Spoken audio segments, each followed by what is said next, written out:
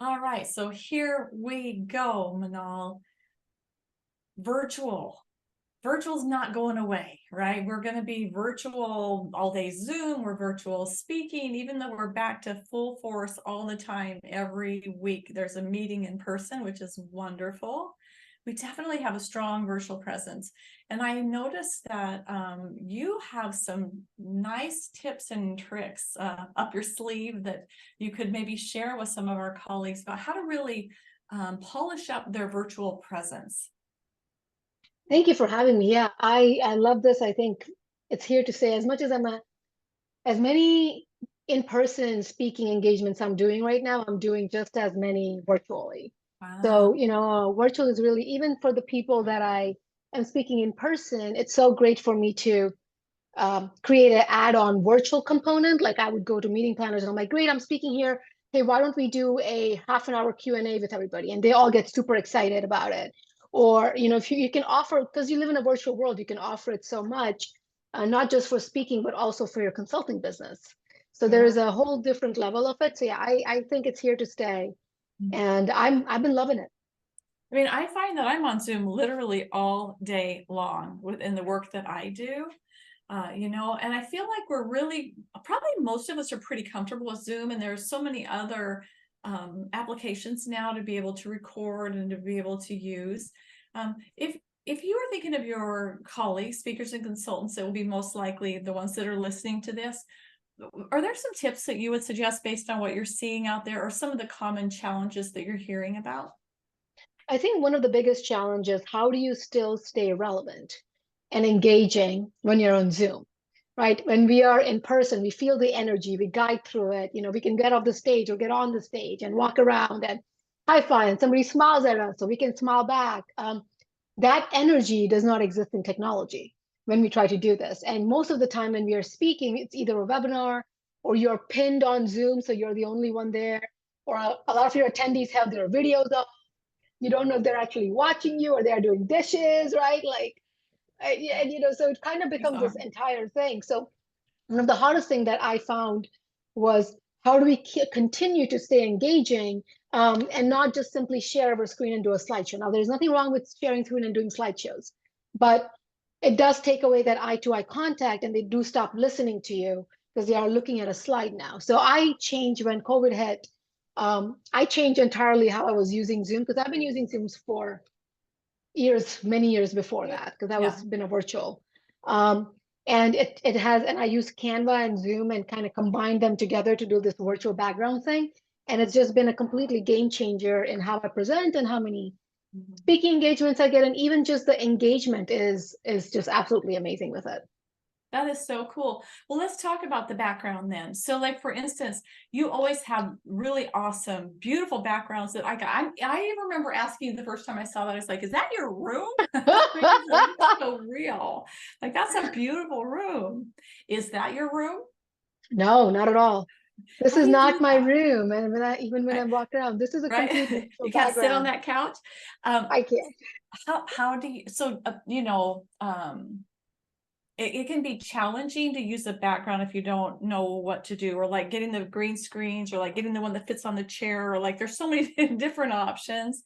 And then I've got multiple, I purchased multiple green screens over the years, but didn't really love them for different reasons. And I found that I would get like green in my hair and all that. So how did you get yours to work? Here's the funny part. So I don't have a green screen turned on at all. I've tried using green screen, it has never worked. But this is what happens when I say I have a green screen on Zoom. Watch what happens. Look at that. Oh, you became a little greener too. I become a ghost, you know? Magical. Um, all magical. But this is what happens when I remove the green screen. So Okay. it's interesting on how we have our setup, and there is a setup there, and I'm going to show you guys. So I'm going to show you guys right on here. Like if I go this way, right, and if I do none, this is actually my wall, That's bizarre. and that's there's a huge painting there, and that's my wall. And then when I use my virtual background, this is what you see. It's so crazy because it feels like there should at least be a line or something, like it's seamless. Yeah, like Beautiful. I'm touching the painting right now, but you guys can't see it, but it's right there. Did you try different backgrounds to be able to arrive at this? I did, and the most important part that I found was you have to, now I have a window on this side right here. So I Uh-huh. wanted to find a background with windows in the back because I get people coming in all the time. They're like, "Oh my God, we love the light in your room. That's so awesome." And where did you get those lamps from, right? Because they do think this is my living room. So I wanted to find a background that worked with my actual room. So because I have light coming through here, you see how I have light reflecting through my screws Yes. here? It's Yes. actual light. So I wanted to find something that does have like a light kind of coming through so it looks the most natural. The other thing was my hair color.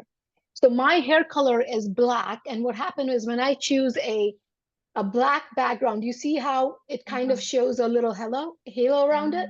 Mm-hmm. So the contrast is also important because if you try to go through it this way, it doesn't work as well because the contrast is so important. So it Mm-hmm. also depends on the kind of clothes I'm wearing. If I was wearing light white sleeves right now, you will probably see more of a halo around me. So when I'm Okay. wearing my clothes, when I have my hair, it makes a difference. Now, even with your hair, if you have curly hair, it is going to show. Like if my hair was curlier, you see, it does kind of show um, a halo. So you do want to kind of straighten your hair or have your curls down for all the women who are watching this so that it kind of shows off. So if I were to go back to none, you will see that I do have some curls here in my hair. Right. But different than like my hair's got like big, I was gonna like blur mine Mhm. or something where you can see. So Mhm. mine has like big, big gaps in the hair Yes, too, you can just see through normally. And so that makes it more challenging. that makes it more Mhm. challenging to do that. So you do want to be careful, so that's how you kind of figure out something that works for you. And then clearly this is what works very well for me. And then I also Right. know my zones. So I know that when I'm speaking, I try to always cover that waist there, right? Because, otherwise it looks weird. Because right now it looks very natural that I'm just standing in front of a computer in my living room. But if I were to keep going like this and you guys see that, you're like, what's up with that?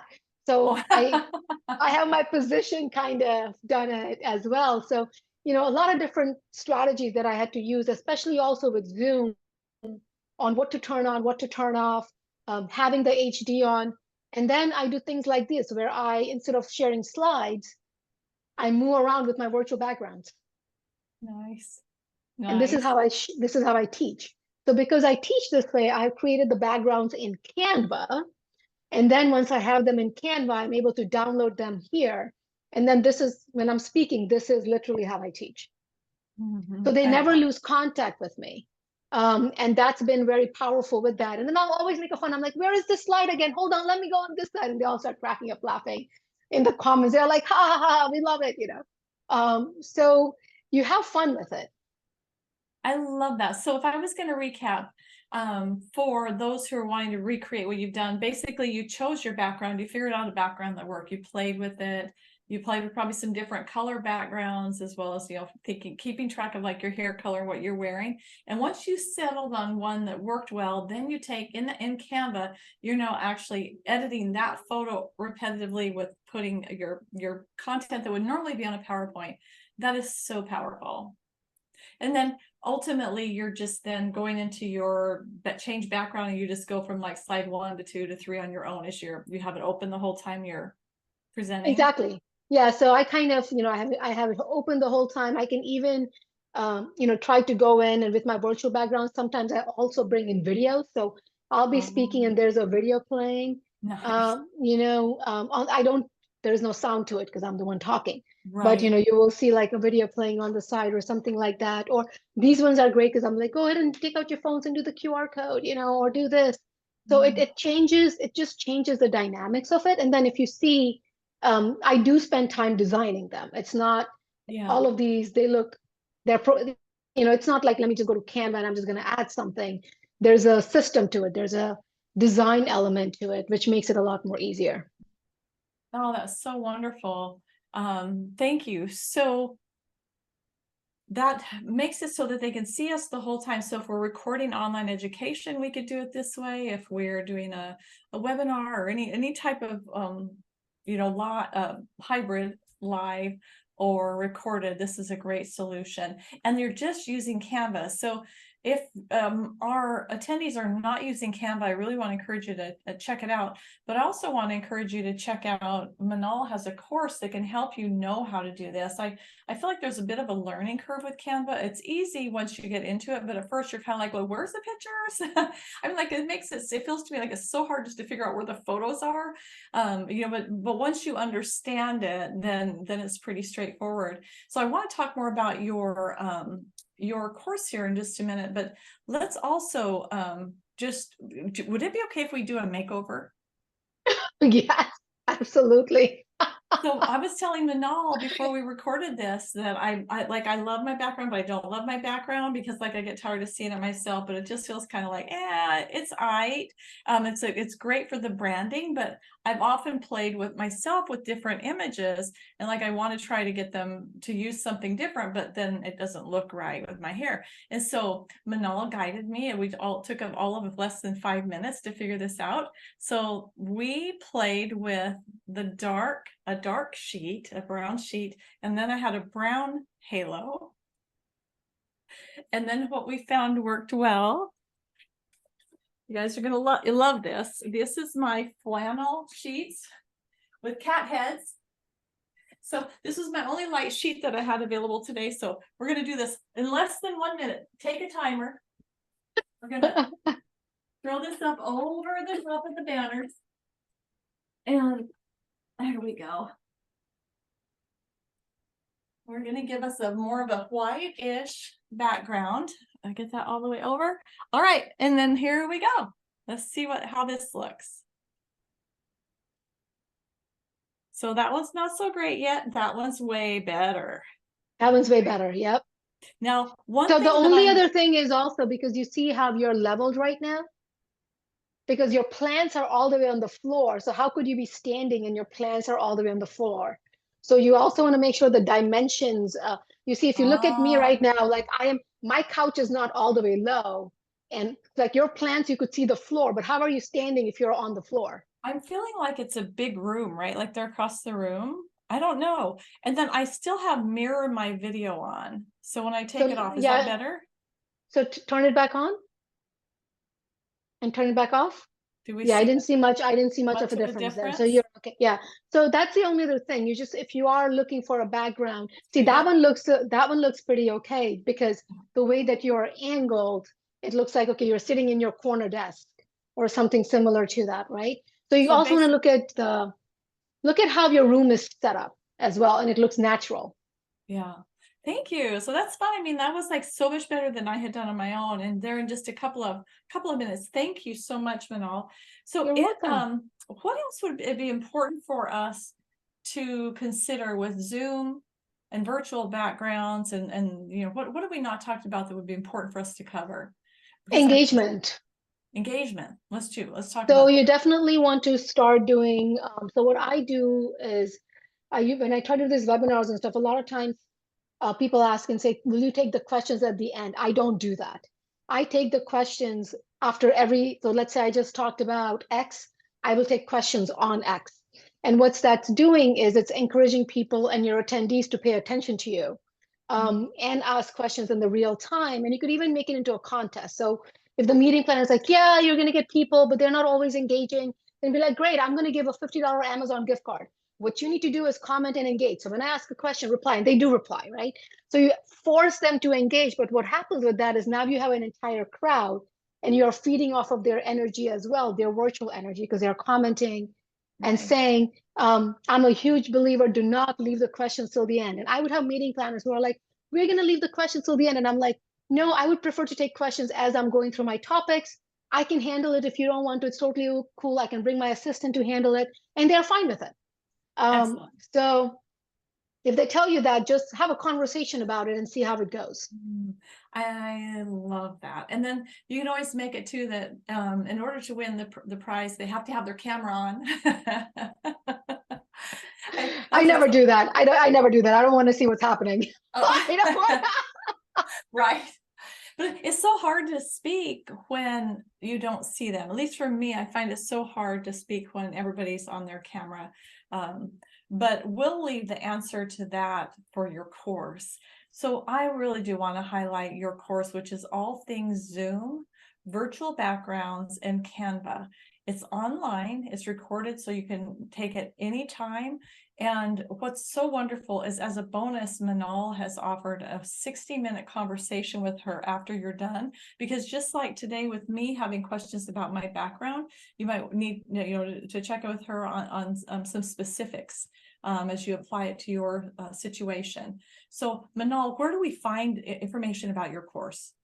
You can just go to manalsampat.com. And then if you go to Learn with Manal, it's one of the ones listed at the bottom. Yeah, and manalsampat.com, just go to the website. You will see it right there. And I've also added the 1 hour one-on-one session with me there. So you can just go ahead and enroll. It's pretty easy. That's wonderful. And I feel so strongly that this is essential learning for all speakers and consultants that we added this to our fellowship curriculum. So this is one of Manal's courses on your way to fellowship with Dental Speaker Institute. The other is content CPR, and that was create something and then recycle. What was it? Create purpose? Tell me what CPR stood for. It was create, purpose, and repurpose. Oh, it's create, produce, and repurpose. I got us off. I'm like, it was so clever. To be able to reutilize our content is just so fabulous. So that's another great course. Now that one is online as well. No, that's a virtual. That's more of a one-on-one, specifically because what was going on was everybody had different content.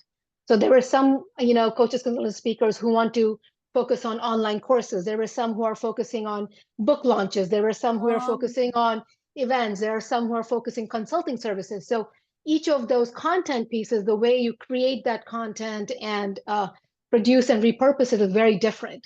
So I actually changed it to make it a one-on-one session so we can really zone in on focus on what is it that you are trying to sell. Wow, that's a fabulous opportunity. So we would find out about that as well on the same page next to it seems like I stopped by the Zoom. So cool. Well, and then so much more that Manal offers. And thank you, Manal, for really, you bring such knowledge and brilliance with your marketing advice to dental speakers and consultants and dental teams and like the whole industry. So we're just thrilled that you're swimming in our pond, so to speak, and always love learning from you. Thank you for being here today. Is there a bottom line, or not, doesn't have to be one line, but is there a bottom line that you'd like to leave us with, something that would be important for us to know before we head back into our summit?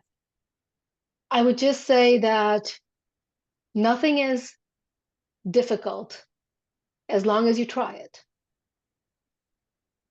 That's it. Just give it a shot. Give it a shot. And it'll be fine. Yeah, I agree, especially on this topic. Yeah. Awesome. Well, thank you so much. Let's head back into the summit.